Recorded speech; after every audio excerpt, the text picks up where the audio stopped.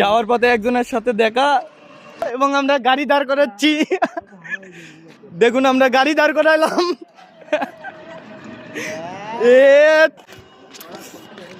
আমরা যাচ্ছি তিনি ব্যাগ ছুঁয়াচ্ছে। উনি ব্যাগ রাখি আসছে।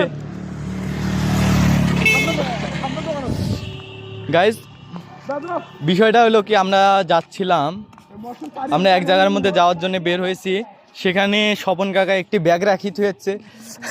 আমরা তাতে ব্যাগের মধ্যে আবার অনেক কিছু আছে।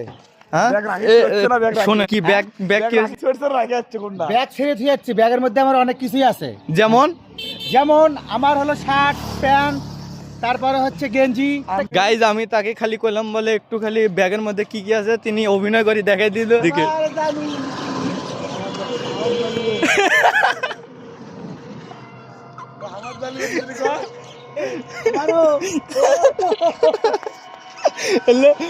আমি একজনের অপেক্ষা করতেছিলাম, তিনি তো গাইজ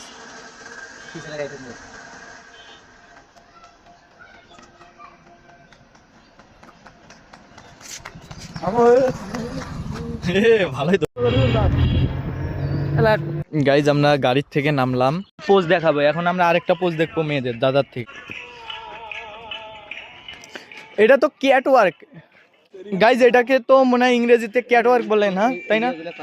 ইয়ে তু নে ক্যা রাধাকান্ত দা, ইনি আমার 2 দিনের বন্ধু। আমি খারাপ কথা বলছি, কিছু গল্প শোনো।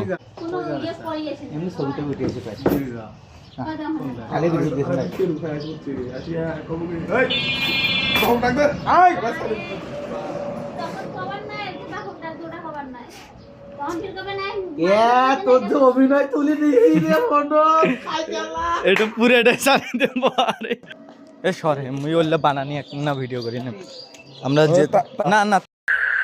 আসলে মাটি দিয়ে শিল্প এটা হয়তো বা সবাই করতে পারে না।